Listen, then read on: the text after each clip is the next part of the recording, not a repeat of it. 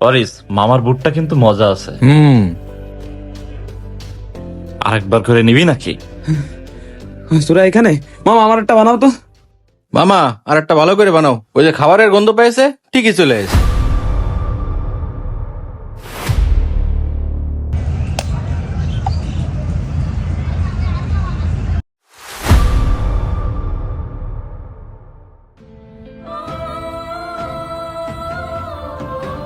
তোর কি একটু লজ্জা নেই? তোর মাথায় কি গোবর পুরা? তোরে যে আমাদের সাথে নিতে চাই নে, এটা তুই বুঝিস না? শোন, তোর লেভেলের সাথে আমাদের লেভেল যায় না। অরিস, তুই এত সময় যা করেছিস সব ঠিক আছে, কিন্তু ওর খাবারটা ফেলে দিয়ে তুই মোটেও উচিত কাজ করিসনি। আরে দোষ তো ওরে এত অপমান করি, তুই আর আমি এই জায়গায় আসার সময় ওরে কি ডেকে আইছি? তাহলে এই জায়গায় ওর আসার কি দরকার? অরিস, তুই মনে হয় সব ভুলে গেছিস। যে সময় তোর মার অপারেশনের টাকা লাগছিল, তখন সেই টাকার জন্যই তুই সবার দাঁড়ে দাঁড়ে ঘুরে বেড়াচ্ছিলি। তোর কি সেই কথাটা মনে আছে? বন্ধু, আমার কাছে না এতগুলো টাকা এখন নেই। কিরে, কি হয়েছে? মন খারাপ করেছিস কেন? বন্ধু, তুই তো জানতিস আমি অনেকদিন ধরে অসুস্থ। ডাক্তার বলেছে অপারেশন করতে হবে, 1 লাখ টাকা লাগবে এখন অপারেশন করতে।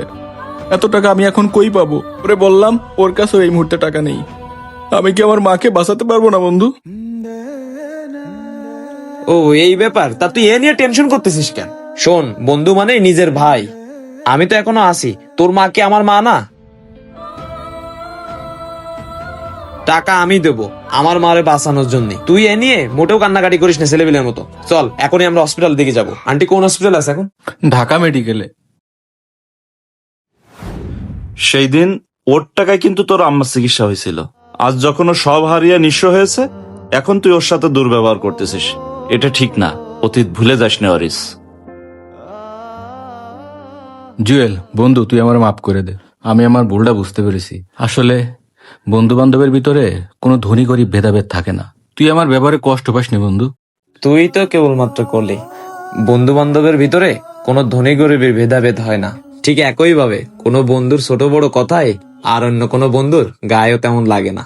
কারণ বন্ধু তো নিজের মার পেটের ভাই থেকে কোনো দিক থেকে কম না। আমি তোর কথায় কিছু মনে করিনি। চল তাহলে 3 বন্ধু মিলে সিনেমা দেখে আসি। বন্ধু মানেই একই দেহে দুটি প্রাণ, বন্ধু মানেই নিজের সুখ তাকে উৎসর্গ করা। কিন্তু বর্তমানে বন্ধুত্বের সম্পর্কের বড় একটি বাধা হয়ে দাঁড়িয়েছেন দুনিয়ার এই অর্থ।